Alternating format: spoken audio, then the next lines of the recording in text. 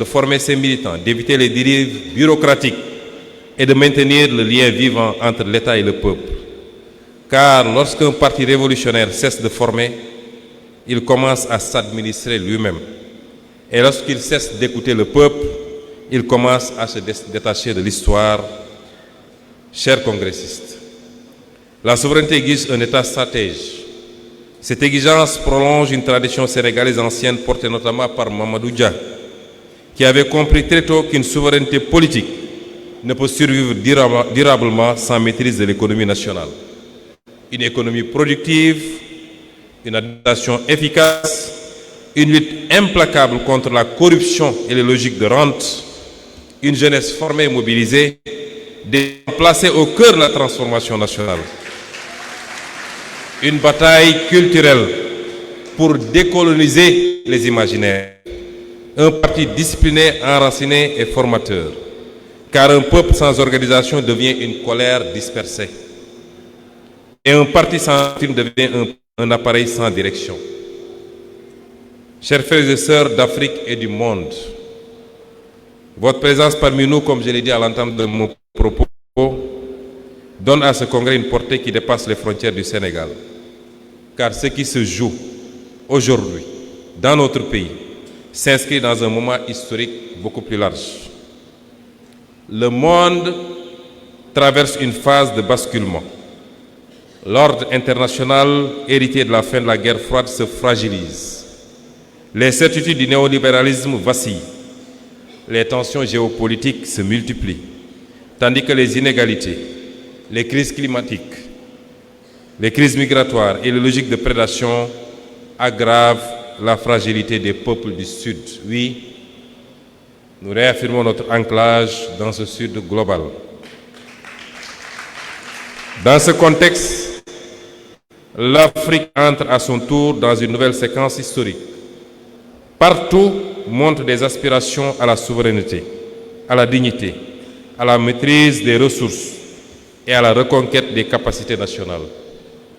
Les peuples africains refusent de plus en plus d'être des périphéries dépendantes dans un monde organisé sans eux et souvent contre eux. Cette aspiration rejoint le long combat mené par Cheikh Anta Diop pour restituer à l'Afrique sa centralité historique, scientifique et civilisationnelle, et par beaucoup d'autres, les Théophile Obenga et beaucoup d'autres scientifiques. Notre sous-région traverse des tensions profondes, crise sécuritaire, instabilité politique, intervention extérieure, fragilisation économique et sociale. Et je veux attirer l'attention que notre révolution est guettée aujourd'hui, justement par ces interventions extérieures. Tout ce qui se passe actuellement au Sénégal ne relève pas seulement de considérations endogènes.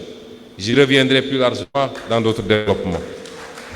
Mais je veux vous rassurer également que cette fois-ci, aucun projet de sabotage de cette révolution n'aboutira parce que le peuple, debout, à côté de PASTEF, donnera les garanties qu'il faut pour qu'enfin nous puissions libérer notre pays. Le Sénégal entend prendre toute sa place dans cette réflexion historique. Nous partageons avec les peuples africains la même aspiration à la souveraineté et à la dignité. Mais nous voulons également montrer qu'il est possible de porter une dynamique de rupture dans un cadre démocratique, populaire et institutionnel. Notre ambition est de contribuer à l'émergence d'une Afrique souveraine, stable, productive, solidaire et respectée dans un monde juste et un monde de paix. Oui, chers congressistes, notre révolution veut transformer profondément l'État.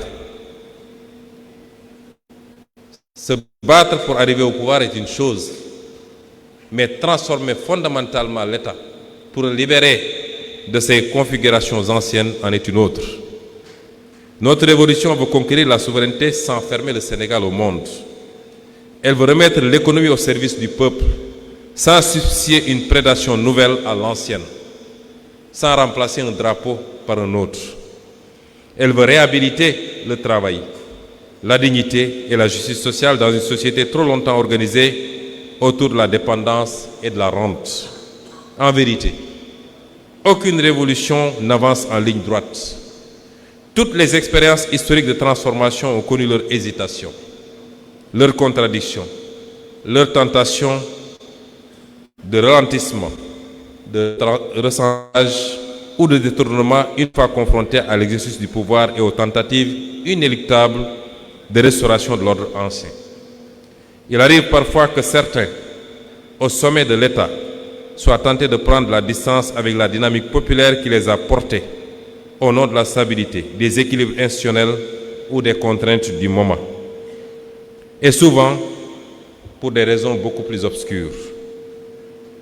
Ce risque existe dans toute révolution. La nôtre n'en fait pas exception, et ce qui se passe sous nos yeux en est une confirmation. Mais nous devons être clairs. La révolution sénégalaise ne repose pas sur des trajectoires individuelles. Elle a été construite sur un socle solide qui est Pastef les Patriotes, accompagné par des partenaires. Elle n'a jamais été bâtie sur la base de trajectoires individuelles. Et ce socle solide qui est Pastef est réuni aujourd'hui ici, sans exception. Et tout ce qui se trouvera en dehors de ce socle ne peut en aucune manière représenter Pastef les Patriotes.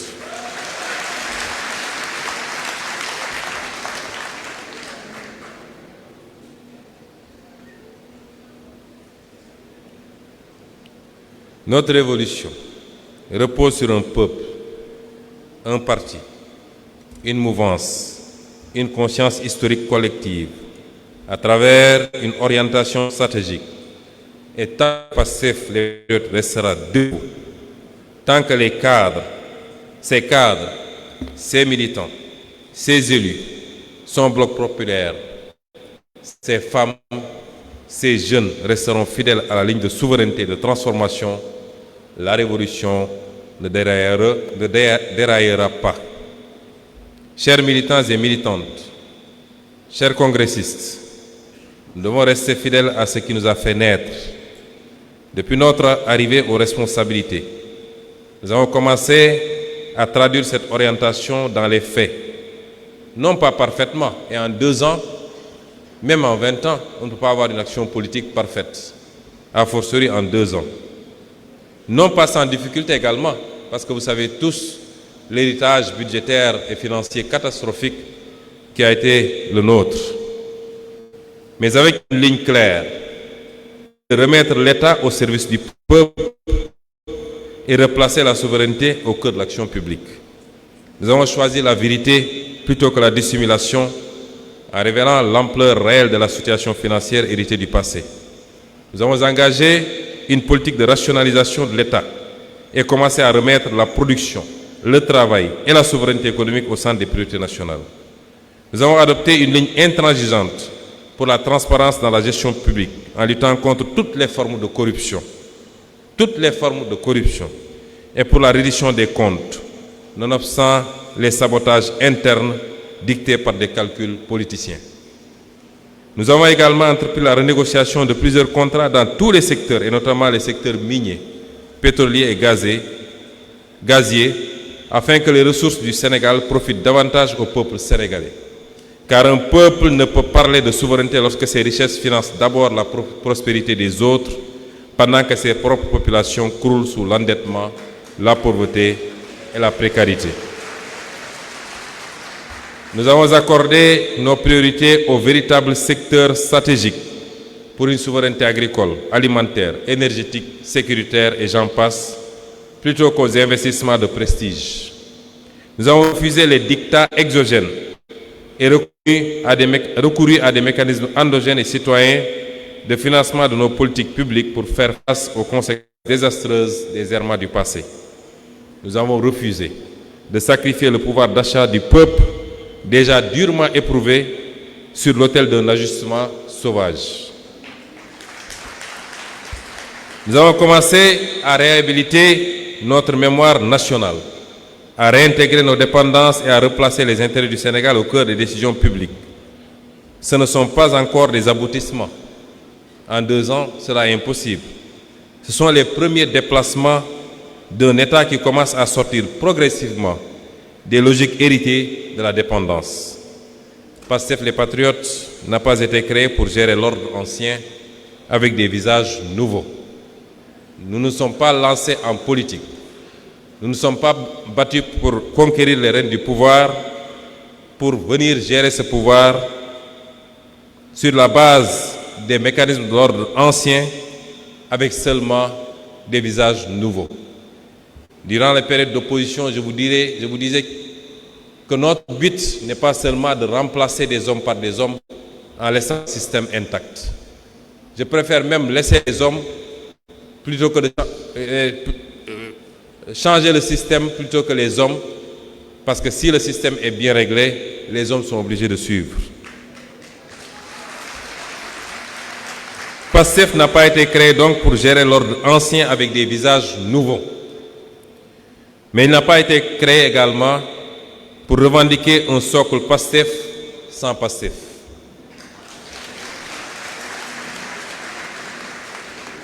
Chers frères et sœurs, la tendance à l'embourgeoisement, à s'éloigner du parti et du peuple, ne peut pas prospérer. PASTEF a été créé pour dépasser l'état postcolonial et reconstruire le Sénégal autour du travail, de la dignité, de la justice et de la souveraineté. Chères militantes, chers militants, chers congressistes, de nouveau, nous ne devons jamais oublier le sacrifice de ceux grâce à qui ce moment historique a été rendu possible.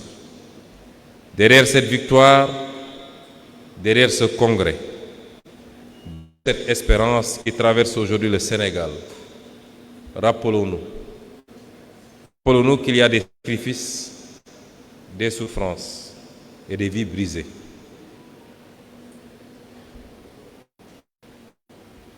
Nous pensons à tous ceux qui ont été arrêtés, emprisonnés, blessés, humiliés pour leur engagement. Nous pensons à ces familles qui ont vécu l'angoisse des disparitions, des procès et de la répression. Mais nous pensons surtout à nos martyrs, à ces jeunes tombés dans les manifestations, souvent au seuil de leur vie, parce qu'ils avaient décidé de refuser l'injustice. Ils avaient décidé de refuser le mépris et la confiscation de leur avenir.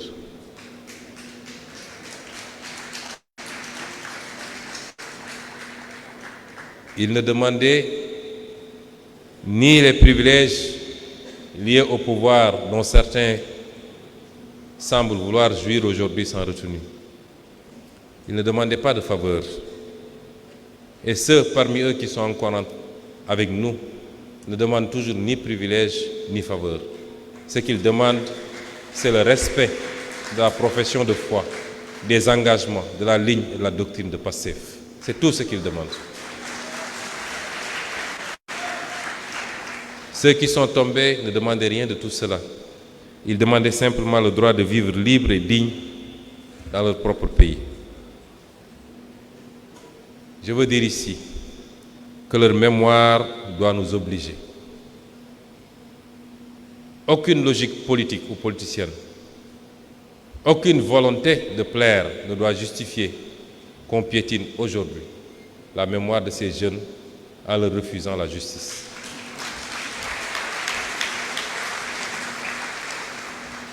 Nous n'avons pas le droit de trahir leur espérance en transformant cette révolution en routine administrative, en compromis de confort ou en simple alternance politique. Car le sang versé par un peuple crée une responsabilité historique. Chaque goutte de sang versée par le peuple crée une responsabilité historique. Car une révolution qui oublie ses martyrs finit toujours par oublier son peuple. Chers frères, chers sœurs, nous ne menons pas ce combat pour le seul plaisir des mots ou des symboles. Nous le menons pour construire un Sénégal nouveau. Un Sénégal où aucun jeune ne sera condamné à choisir entre le chômage, l'exil et le désespoir. Un Sénégal où les richesses tirées de notre sous-sol et de nos mers financeront les écoles, les universités, les hôpitaux, les infrastructures et la recherche plutôt que les privilèges d'une minorité ou la prospérité d'intérêts extérieurs. Durant les 2 ans que nous avons passés à la primature, voilà l'essence du combat que nous avons mené. C'est un contexte extrêmement difficile parce que lorsque nous ramions vers une direction, d'autres ramaient à contre-courant. C'est ce combat que nos vaillants députés mènent tous les jours également à l'Assemblée nationale et c'est le lieu de leur rendre hommage pour le travail qu'ils font. Certains pourraient penser et se réjouir que dès lors que Sonko n'est plus à la primature, les jeux sont ouverts. Les jeux sont ouverts. Qu'ils se détrompent. Nous pouvons mieux contrôler aujourd'hui ce qui se fait, avec plus d'indépendance, en étant à l'Assemblée nationale et puis vous assurer que les intérêts du peuple seront saufs et sauvegardés.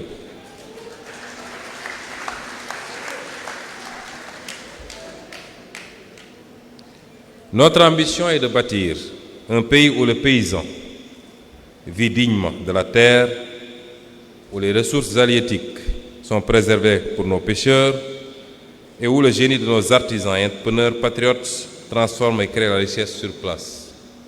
Un Sénégal où le diplôme ne conduira plus à l'humiliation sociale, où l'école formera des citoyens confiants dans leur histoire et capables d'inventer leur avenir. Nous voulons un Sénégal où les femmes seront pleinement reconnues comme des forces centrales de la transformation nationale,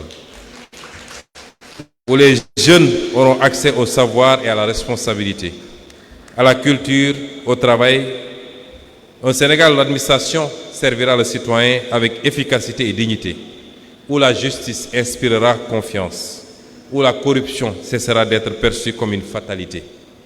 Nous voulons enfin un Sénégal réconcilié avec lui-même, fier de ses langues, de ses cultures, de ses spiritualités et de son histoire. Un Sénégal capable de dialoguer avec le monde sans se renier, de coopérer sans se soumettre et d'avancer vers l'avenir sans tourner le dos à l'Afrique. Nous sommes à un tournant de l'histoire. Les générations futures nous demanderont si nous avons eu le courage d'aller jusqu'au bout. Oui, et nous le demanderons. Les générations actuelles nous le demandent déjà. Car le plus difficile n'est pas toujours de conquérir le pouvoir, comme je l'ai dit au début de mes propos. Le plus difficile est de rester fidèle à la mission pour laquelle le peuple vous l'a confiée. Nous n'avons pas donc le droit de devenir une élite de remplacement. Ces bourgeoisies nationales qui remplacent la domination sans transformer les structures qui la produisent. Nous n'avons pas le droit de transformer la révolution en carrière. Et je veux ici saluer le courage, la dignité de beaucoup de militants de PASTEF qui ont démontré que notre révolution n'est pas une affaire de carrière. Je veux parler de ces dignes ministres qui ont préféré garder la ligne du parti plutôt que de se compromettre. Je veux parler de ces directeurs généraux qui ont préféré rester sur la ligne du parti ou une partie de la ligne du parti plutôt que de se compromettre. Et de tout autre qui aura été démis dans les jours, mois à venir, simplement parce qu'il a refusé de dire oui à la trahison de son peuple. Refuser de dire oui à la trahison des idéaux de sa formation politique. Nous n'avons pas donc le droit de laisser la prudence devenir un autre nom du renoncement. Nous devons garder vivant ce qui a porté notre combat, des notions avec lesquelles nous avons tous grandi, qu'on nous a tellement ressassées, que sont le djom, le ngor, le burok, le kersa, le sens du mbok, le teddungal, la teranga, le fulla, autant de notions qui font la dignité et qui fondent l'identité sénégalaise. Quelle que soit l'ethnie ou la religion, quelle que soit la région, nous partageons ces valeurs très fortes. rien ne doit justifier que nous les trahissions et surtout pas l'exercice du pouvoir.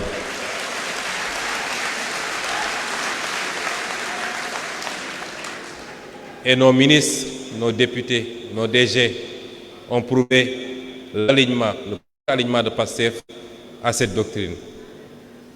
Le président de l'Assemblée nationale, et il le restera à vie, l'a prouvé également. Nous sommes un peuple de Djom, de Ngor, de travail, et ici j'utilise tout le burok, de Kersa, de sens du Mbok, de Tedungal et de Teranga.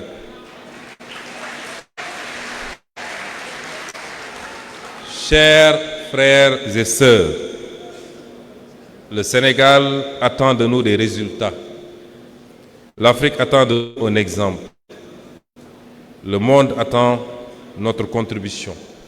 Et le peuple attend de nous une fidélité.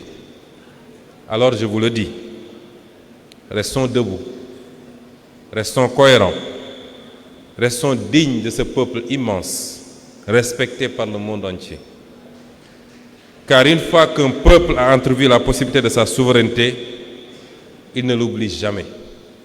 Et soyez assurés que le peuple sénégalais, grâce à l'action de PASTEF, a entrevu la possibilité de sa souveraineté. Et ce peuple ne l'oubliera jamais. Organisons donc la souveraineté, comme je vous l'ai dit, c'est la thématique principale de ce congrès. Organisons-la, cette souveraineté.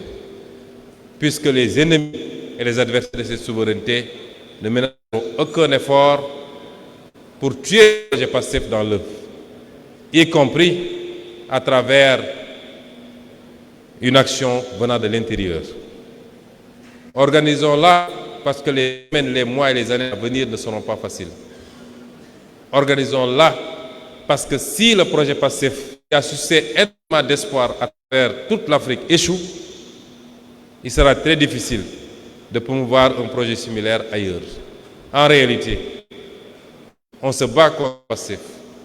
On déploie énormément d'énergie contre le projet PASTEF.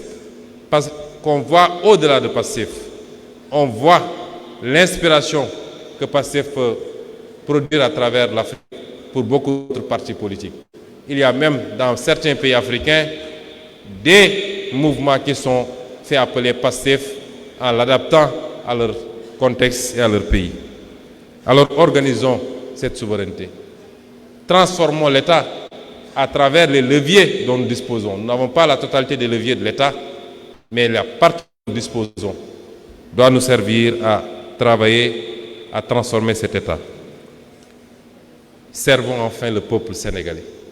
N'ayons comme viatique, comme obsession, que de servir le peuple sénégalais. Rien d'autre que de servir le peuple sénégalais. Et faisons entrer définitivement le Sénégal dans le temps de sa liberté historique. Vive le Sénégal, vive l'Afrique. Je vous dis merci et à la prochaine fois. Merci beaucoup.